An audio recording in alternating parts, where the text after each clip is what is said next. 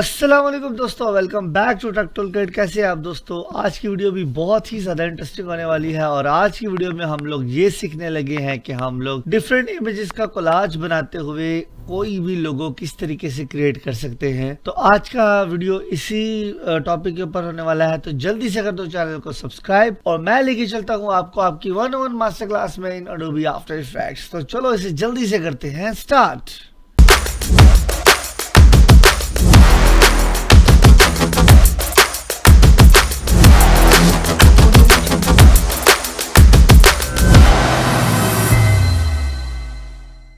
दोस्तों, सबसे पहले मैं आपको बता दूं कि मैंने ये प्रोजेक्ट बनाने के लिए किन किन चीज़ों का यूज़ किया था। सबसे पहले मैं आपके सामने वो शो कर दूं तो ये मेरे पास कुछ इमेजेस हैं जो मैंने इसके अंदर यूज़ की हैं। सबसे पहले मेरे पास जैसे मेरे सारे के सारे काम की कुछ इमेजेस हैं, कुछ मैंने मुख्तलिफ बीच में मिक्स उठाई हैं। तो आपको काफ़ी सी इमेजेस की ज़रूरत होने वाली है इस तरह का कोलाज बनाने के लिए। मेक श्योर आपने करना है कि आपके पास एंड पे जो आपने लोगो देना है, आपकी कंपनी का जो लोगो है, जैसे मेरे पास मेरा टेक टूलकिट एनिमेशन का लोगो है, तो मेरे पास ये लोगो पीएनजी फॉर्म में होना चाहिए। उसके बाद आपके पास इस तरीके की कोई एक मैट लेयर अवेलेबल होनी चाहिए, जैसे कि मैं आपके सामने स्क्रीन पे प्ले करा के दिखाता हूँ। अगर ये प्ले होती है तो ये बेसिकली एक मैट लेयर थी जिससे मैंने लोगो को शेड किया है। तो सबसे पहले मेक श्योर कर लेना है आपने कि आपके पास जितनी भी इमेजेस हैं, अगर मैं फोटोशॉप में आता हूं तो मैंने जितनी भी इमेजेस यूज़ की है इन सब का स्केल बिल्कुल एक होना चाहिए। तो एक जैसे स्केल की ही इमेज है। फॉर एग्जांपल इसके ऊपर मैं अपनी इमेज के ऊपर राइट क्लिक करता हूँ और इसकी प्रॉपर्टीज़ में आता हूँ, तो जो इसका जो है साइज़ है, जो इसकी विड्थ और हाइट है, वो हाइट है। सो मेक श्योर करना चाहिए दोस्तों कि आपके पास जितनी भी इमेजेस हैं उनकी विड्थ और हाइट जो है वो एक जैसी होनी चाहिए।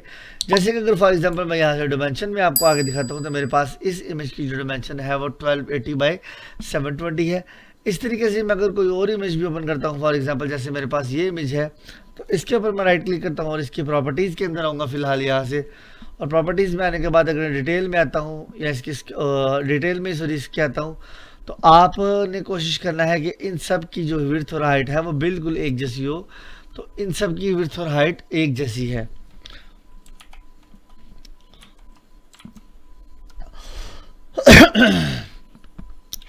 दोस्तों, सबसे पहले आपने मेक श्योर करना है कि आप अपने जो है इस तरह के कोलाज बनाने के लिए जो भी इमेजेस यूज़ करने लगे हैं उन सब की विड्थ और हाइट एक जैसी होनी चाहिए। तो उसके लिए हम लोग सिंपल यहाँ से आएंगे फोटोशॉप में, और फोटोशॉप के अंदर कोई भी आप अपनी मर्जी का एक कैनवस क्रिएट कर सकते हैं। जैसे मैंने ये क्रिएट कर लिया है और मैं अपनी सारी इमेजेस को, फॉर एग्जांपल जैसे मेरे पास ये मेरी दूसरी इमेज है, इसको भी अगर फोटोशॉप में लाके यहाँ पे ओपन करके छोड़ता हूँ तो ये देखिए एज इट इज़ एक स्केल के ऊपर बैठ रही है। तो इस तरीके से आपने मेक श्योर कर लेना है कि आपकी सारी इमेजेस एक जैसी हो। जैसे मैं रैंडमाइज की इमेज उठाता हूँ और यहाँ से आता हूँ, इसको भी लाके छोड़ूंगा, तो आप ये देख रहे हैं कि इसकी विड्थ और हाइट बिल्कुल एक जितनी है। सबसे पहले आपने मेक श्योर कर लेना है कि ये आपका एक जैसा हो। उसके बाद हम चलते हैं जल्दी से अपने आफ्टर इफेक्ट्स में और जाके इसको करने की कोशिश करते हैं एनिमेट कि हमने सबसे पहले इसमें मैंने क्या किया है। दोस्तों, मैं आपको बता देता हूँ कि सबसे पहले मैंने क्या किया है। मैं सबसे पहले आता हूँ यहाँ से कंट्रोल एन में, न्यू कंपोजिशन ले लेते हैं। मैंने ले ली कंट्रोल एन और यहाँ से आने के बाद इसको मैंने कर दिया ओके। अब मेरे पास एक न्यू कंपोजिशन अवेलेबल हो चुकी है। मैंने बेसिकली क्या किया है मैं आपको उसी अकॉर्डिंगली बताने लगा हूँ। तो मैंने बेसिकली सिंपली एक न्यू कॉम्प ली है और उसके बाद मैंने क्या किया है मैं आपको दिखाता हूँ कि मैंने सिंपल एक सॉलिड लेयर यहाँ पे ली है। सॉलिड लेयर मैंने लगाई है यहाँ पे और इसके इफेक्ट्स के अंदर आने के बाद मैंने यहाँ पे एक रैम्प ग्रेडियंट डाला है, जो कि आपके पास यहाँ पे कुछ इस तरह से अवेलेबल है। अब रैम्प ग्रेडियंट डालने के बाद दोस्तों यहाँ पे मैंने जो मेरे पास कलर है वो मैंने इसको दिया है, एक मैंने रखा है थोड़ा सा ब्लैक। आप अपनी मर्जी से इसको चेंज भी कर सकते हैं, जैसे मैंने इसको यहाँ से चेंज किया है। तो एक आप मैंने रखा है थोड़ा सा जामनी कलर। तो ये मेरे पास बैकग्राउंड है। बेसिकली ये लेक्चर मैंने पहले ही रिकॉर्ड किया हुआ था, इसकी वीडियो मेरे से गलती से डिलीट हो गई है, लेकिन मेरे पास प्रोजेक्ट सारा सेव पड़ा हुआ है। तो मैं आपको सिर्फ अभी एक्सप्लेन करने लगा हूँ कि ये मैंने किस तरीके से किया है। तो एक मैंने सिंपल यहाँ से ये चीज़ ली है। उसके बाद मैं दोस्तों यहाँ से आता हूँ और इसको मैं ओपन करता हूँ। यहाँ से मैंने एक इफेक्ट यूज़ किया था ये, जिसमें मेरे पास सिंपल एक मैंने पेपर लिया था, लेकिन मैंने इसको रखा तो है लेकिन इसका कोई इतना ज़्यादा इम्पैक्ट है नहीं है। लेकिन फिर भी मैंने इसके ऊपर मोशन ट्रेल रखा था और मोशन ट्रेल रखने के बाद मैंने इसको जो है वो सिंपली मल्टीप्लाई किया था ओवर लेयर के साथ। ये सिंपल मल्टीप्लाई मैंने किया हुआ है इसको। तो आप अपनी मर्जी से इसको चेंज कर सकते हैं, जैसे स्क्रीन कर सकते हैं, कोई भी कर सकते हैं। तो मैंने सिर्फ इसको मल्टीप्लाई किया हुआ था, तो यहाँ पे मेरे पास ये एक बैकग्राउंड अवेलेबल है, उसके अलावा इसके अंदर और कुछ भी नहीं है। तो मैं सबसे पहले सारी चीज़ें नॉर्मल कर लेता हूँ, उसके बाद मैं आपको बताता हूँ कि मैंने क्या किया। मैं सब कुछ फिलहाल ऑफ कर लेता हूँ यहाँ से। उसके बाद दोस्तों मैं आता हूँ एक न्यू कंपोजिशन के अंदर। मैंने एक न्यू कॉम्प क्रिएट की है, जिसके अंदर मैंने सारी कंपोजिशन और कैमराज वगैरह रखे हैं। इन सब को मैं फिलहाल के लिए कर लेता हूँ ऑफ। अब मैंने दोस्तों यहाँ से सिंपली एक न्यू कॉम्प ली थी, और न्यू कॉम्प लेने के बाद मैंने क्या किया था कि इस कॉम्प का जो साइज़ है वो मैं कंट्रोल के प्रेस करके आपको दिखाता हूँ। तो इस कॉम्प का जो साइज़ है वो मैंने रखा था 9600 बाई 5400, और 15 सेकंड की ये कंपोजिशन थी जो मैंने रखी है। अब मैंने दोस्तों क्या किया है कि यहाँ से मेरे पास कुछ इमेजेस जो अवेलेबल हैं, जैसे कि मेरे पास यहाँ पे ये इमेज है, तो ये मेरे पास एक बैकग्राउंड में इमेज है। तो ये इमेजेस बेसिकली ओपन होती जाती हैं, और जैसे जैसे ओपन होती जाती हैं वैसे वैसे ये मेरे सामने आती जाती हैं। तो इनको मैंने सिंपली क्या किया है कि सारी की सारी इमेजेस अगर आप गौर करेंगे तो आप देखेंगे कि सारी की सारी इमेज जो मेरे पास है वो है 3D फॉर्म में, जैसे कि आपको अच्छी तरीके से इस चीज़ का पता है। और जैसे मैंने आपको बताया था कि अगर फॉर एग्जांपल मैं एज फॉर स्केल प्रेस करता हूँ और देखते हैं कि हर एक इमेज जो भी इसके अंदर हमने यूज़ किया उन सब का स्केल जो है वो है यहाँ से 110%, 100% है सारी इमेज। कोई भी बड़ी इमेज या कोई भी इमेज मेरे पास यहाँ से छोटी बड़ी नहीं है, सब मैंने रखी है एक साइज़ के अंदर ही। अब मेरे पास जैसे ये इमेज है, ये तो ऑलरेडी सबसे पहले मेरे पास अवेलेबल है। उसके बाद दोस्तों मैंने क्या किया है, ये मेरे पास आती है सेकेंड इमेज, और इसमें मैंने सिंपल रोटेशन को यूज़ किया है यहाँ तक। अगर मैं आपको यू प्रेस करके दिखाऊं तो मेरे पास ये रोटेशन का की फ्रेम जो है इसके अंदर लगा हुआ है, और मैंने इसका एंकर पॉइंट इस कॉर्नर में रखा है, जैसे कि आपको यहाँ पे नज़र आ रहा है।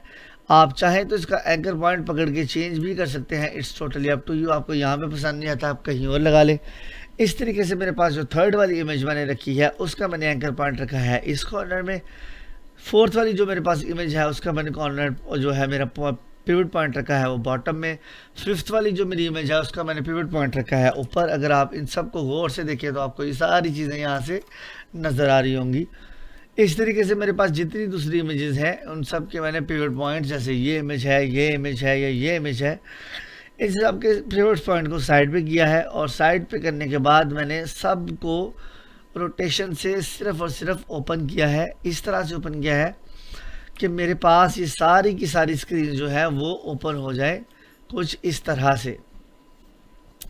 अभी आप देख रहे हैं कि मेरे पास ये सारी की सारी जो तस्वीरें हैं वो ओपन हो चुकी हैं। मैंने सिर्फ और सिर्फ जैसे आपको बताया है कि मैंने एक इमेज के ऊपर सिर्फ एक रोटेशन पॉइंट लगाया है, और इसके अंदर कोई भी ऐसी चीज़ अवेलेबल नहीं है। हाँ, इनको सेटल करने के लिए यहाँ पे मैंने सिंपली आपके सामने ऊपर स्नैपिंग ऑप्शन आ रहा है, स्नैप की ऑप्शन को आप ऑन करेंगे तो अब किसी भी इमेज को पकड़ के फॉर एग्जांपल चेंज करने लगेंगे तो वो आपको एग्जैक्ट इसकी जो है वो बताएगा कि भाई आप इसको यहाँ तक स्नैप कर सकते हो। अगर मैं किसी भी इमेज को फॉर एग्जांपल यहाँ से मूव करने की कोशिश करता हूँ तो ये मुझे प्रॉपर स्नैप इसका बताएगी। ये देखिए, जैसे फॉर एग्जांपल मैं इसको हल्का सा हटाने की कोशिश करता हूँ तो ये मेरे पास यहाँ पे स्क्रीन के ऊपर आपको लाइन प्ले होती हुई नज़र आ रही है। ये जो लाइनिंग है, ये लाइनिंग यही चीज़ बता रही है कि आपकी इमेज जहाँ तक आई है। तो मैंने सिंपली और कुछ भी नहीं किया, इन सारी इमेजेस को जो है मैंने राउंडली ओपन किया है। आई थिंक आपको इस चीज़ की समझ आई होगी कि सारी इमेजेस जो हैं वो सिर्फ और सिर्फ रोटेशन से ही ओपन है, और इसमें कोई भी ऐसी थर्ड पार्टी चीज़ अवेलेबल नहीं है। जैसे ही आप ये सारे का सारा काम कर लेते हैं तो अभी हम आते हैं थोड़ा बाहर। अब मैंने दोस्तों यहाँ पे क्या किया हुआ है कि मेरे पास इसी इमेज की जो मेरे पास ये कंपोजिशन थी, इसी कंपोजिशन की मैंने डुप्लीकेट कॉपीज़ ली हुई हैं और उन सब को थोड़ा थोड़ा रैंडमाइज़ करके आगे रख दिया हुआ है। जैसे आप किसी भी इमेज के अंदर आएंगे तो आपको इसमें वही सिनेरियो नज़र आएगा जो मैंने पीछे किया था। ये सिर्फ मैंने इस वजह से किया है ताकि आप इसमें रैंडमाइज इमेजेस को दे सकें। ये सारी की सारी 5 से 6 लेयर जो हैं वो सारी इमेजेस की हैं। आई थिंक आपको इस चीज़ की समझ आई होगी। और इसके बाद मैंने दोस्तों क्या किया है कि एक लिया है सिंपली कैमरा, मैं सबको फॉर एग्जांपल यहाँ से ऑन कर लेता हूँ। अब मैंने क्या किया है, मैंने एक लिया है सिंपल कैमरा, यू प्रेस करेंगे, कैमरे के ऊपर आप देख रहे हैं कोई भी जहाँ पे चीज़ अवेलेबल नहीं है। नल ऑब्जेक्ट को मैंने पेरेंट करवाया हुआ है कैमरे के साथ। अगर आप इसको देख सकें तो यहाँ पे मेरा नल ऑब्जेक्ट जो है वो कैमरे के साथ पेरेंट है। और मैं यू प्रेस करूँगा नल ऑब्जेक्ट के ऊपर सिंपली, तो यहाँ पे आपके सामने एक की फ्रेम नज़र आएगा जो कि कैमरे को खोलता हुआ वापस जा रहा है, और ये कुछ इस हद तक आ रहा है, यहाँ तक आ रहा है। अब यहाँ पे इमेजेस आपके सामने काफ़ी ज़्यादा छोटी हो चुकी हैं। जितनी भी मैंने लेयरिंग बाकी की रखी है, ये सारी की सारी वही लेयरिंग है। ये सारी की सारी इमेजेस जो है ये मैंने छोटी करके इस तरीके से एडजस्ट की हैं कि क्लोजअप से जुड़ती जुड़ती आपको ऐसा लगे कि सारी इमेजेस जुड़ी हुई हैं, और आपकी इमेज जो है वो काफ़ी बैक एंड तक पीछे आ चुकी है। और यहाँ पे आपके पास एक इमेजेस का कोलाज बन रहा है जो कि आपके सामने यहाँ पे अवेलेबल है कुछ इस तरह से। सिर्फ और सिर्फ 2 की फ्रेम्स लगे हैं। एक रोटेशन का मैंने लगाया है जो कि मैंने लगाया है चीज़ों के अंदर, और दूसरे वाला मैंने नल ऑब्जेक्ट के ऊपर लगाया है जो कि मेरे पास आ रहा है कुछ यहाँ पर। आई थिंक आपको इतनी समझ आ चुकी होगी कि किस तरीके से हुआ है। अब हम आते हैं अगली लेयर में, वापस आते हैं। तो यहाँ पे देखें दोस्तों, अगर मैं फॉर एग्जांपल इन सब को ऑन करता हूँ, मैंने इसको भी ऑन कर लिया और मैंने इसको भी ऑन कर लिया, ठीक है। अब यहाँ पे देखिए कि उसको ही मैंने सिर्फ पकड़ा है, ड्रैग किया और ला के यहाँ पे छोड़ा है, और यहाँ पे आने के बाद आपको यहाँ पे जो है सारी की सारी इमेजेस का कोलाज नज़र आ रहा है कि यहाँ पे आ चुका है कोलाज। अब मैंने सिंपली दोस्तों क्या किया है कि यहाँ से आने के बाद मैंने एक थोड़ी सी चीज़ ये की है कि मेरे पास जो मेरा ये लोगो है इसको मैंने बेसिकली मैट किया हुआ था। तो मैंने क्या किया है, सिंपल ये मेरे पास एक लोगो है जो कि मेरे स्क्रीन का लोगो है, और मैंने सिंपल क्या करना है कि आपको ये ट्रिक बता दूं, ये मेरे पास बेसिकली लोगो है जो कि मैंने सिर्फ स्केल से पीछे किया है। जब आप स्केल से लोगो पीछे करेंगे तो आपके पास लोगो कुछ इस तरह से आएगा जैसे इसके ऊपर आ रहा है, लेकिन मुझे इसके साथ करना है थोड़ा सा मैट। तो मैट करने के लिए दोस्तों मैं क्या करने लगा हूँ कि मैं सिंपली यहाँ से आऊँगा।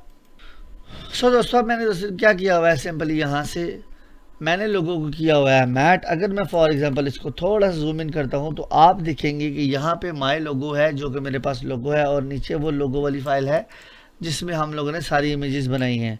तो अब मैंने सिंपल क्या करना है कि इस लोगो को मैंने दी थी एनिमेशन सिर्फ स्केल और रोटेशन की। यू प्रेस करता हूँ तो आप देखेंगे इसमें सिर्फ और सिर्फ स्केल लगा हुआ है जो कि स्केल यहाँ पे आ रहा है, दैट्स इट। इसके अंदर और कोई भी चीज़ नहीं है। इस पर रोटेशन और स्केलिंग, इसमें सिर्फ 2 चीज़ें लगी हैं जिसके की फ्रेम आपके सामने यहाँ पे स्क्रीन पे अवेलेबल है। अब मैंने क्या किया है दोस्तों कि मैं यहाँ पे आया हूँ सिंपल, और मैंने किया क्या है कि ये मेरा जो लोगो है इसको मैंने कर दिया है अल्फ़ा मैट। तो मैंने जैसे ही इसको अल्फ़ा मैट किया है तो ये देखें मेरा ऊपर वाला लोगो जो है वो छुप चुका है। अब मैं क्या करता हूँ कि इसको मैं निकालता हूँ, प्ले करके दिखाता हूँ आपको। मैं स्क्रीन की रेजोल्यूशन थोड़ी सी कर लेता हूँ डाउन, स्क्रीन की रेज में डाउनलोड कर लेता हूँ और इसको प्ले करके आपको दिखाता हूँ। तो ये मेरे पास कुछ आ रहा है इस तरह से कि जब मेरे पास ये सारी की सारी स्क्रीनें ओपन हो जाती हैं तो स्क्रीनें ओपन होने के बाद मेरे पास लोगो कुछ आता है इस तरह, क्योंकि वो मैट हो चुका है, मैंने अल्फ़ा मैट किया है। अब जब मेरे पास यहाँ पे मेरे पास ये मेरा लोगो आ चुका है, इसकी स्केलिंग मैंने 47% की है। इस तरीके से दोस्तों मैंने क्या किया है कि मेरे पास दूसरी मेरी लेयर थी जिसमें मैंने आपको बताया था कि मैट मैंने यूज़ किया है, उसको मैंने इंपोर्ट किया है, और उसके बिल्कुल नीचे मैंने अपना दूसरा लोगो रखा है जो कि ठीक है। अब मैंने अपने दूसरे वाले लोगों को भी पकड़ा है सिंपल यहाँ से, और इसको भी मैंने अल्फ़ा मैट कर दिया है सिंपल। तो अब ये देखें कि ऑब्वियसली बात है पीछे से आ रहा है, तो अब ये आके कलरफुल हो जाएगा कुछ इस तरह से। वो मैट से इसको मैंने बेसिकली ट्रैक किया है जो कि आप भी आराम सुकून से कर सकते हैं। आप इसको लूमा मैट कर लें, आप इसको अल्फ़ा मैट कर लें। अब मैं इसको लूमा मैट करता हूँ तो ये देखिए मैंने इसको लूमा मैट किया तो उसने उसको पूरा फिलअप कर दिया, क्योंकि ये लूमा मैट है, लूमा कर दिया। उसके अलावा भी बेसिकली आप चाहें तो इसको लूमा इन्वर्ट करेंगे तो वो ऑब्वियसली बात है वो नहीं इस तरह से आएगा। तो आप इसको लूमा मैट करेंगे तो आपके पास आपका लोगो अवेलेबल हो चुका है जो कि फाइनल प्ले करने के बाद कुछ उस तरह से आ रहा है जैसा कि मैंने आपको स्क्रीन के ऊपर पहले दिखाया है। तो ये थी दोस्तों एक छोटी सी introduction about my workflow कि मैंने किस तरीके से कोलाज से आपको लोगो बनाना सिखाया है। आई थिंक आपको इस चीज़ समझ आई होगी। अगर समझ आई है तो प्लीज़ चैनल को कर देना जल्दी से सब्सक्राइब। और आप में से मैंने लास्ट वीडियो में जैसे डाला था, आपको चैलेंज एक दिया था कि आपने वो मुझे वो प्लेन पे बताना था, लेकिन अनफॉर्चुनेटली उसके ऊपर इतने खास व्यूज़ नहीं आए। तो इंशाल्लाह ताला अगर उसके ऊपर व्यूज़ आएंगे तो डेफिनेटली हम उसके ऊपर बात करेंगे ज़रूर कि वो मैंने किस तरीके से बनाया था। तो ये थी आज की क्लास, आई थिंक पसंद आई होगी आपको। अगर पसंद आई हो तो प्लीज़ चैनल को कर देना सब्सक्राइब, और मैं मिलता हूँ आपसे नेक्स्ट